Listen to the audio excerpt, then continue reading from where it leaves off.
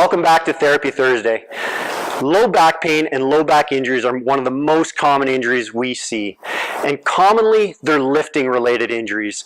Whether you're 50 years old and generally inactive, or whether you're 20 to 30 years old and you're lifting frequently and heavy in the gym, learning how to lift with a hip hinge or lift by generating power through your hips and sparing the back is a really important concept that we want to make sure all of our patients know how to do.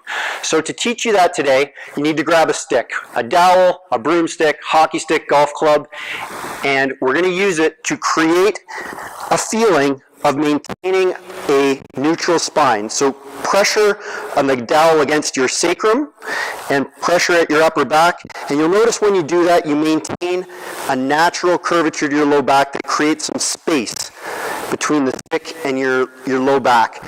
When you lean forward and bend through the hips, you need to maintain that natural space.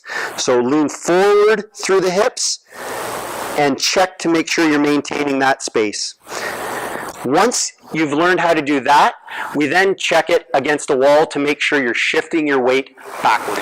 Once you've got the feeling of bending through the hips and maintaining that position through the spine, you can check to see if you're doing it properly by finding some space against the wall, taking a half step forward, about 6 to 8 inches, and to start, place your fingertips right in front of your hip joint.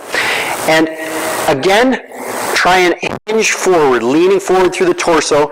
If you're doing this properly, you should be shifting your buttocks back just enough to touch the wall. My hands are also deepening into the space that I'm creating in that hip joint. That ensures that I'm bending and hinging through that hip joint.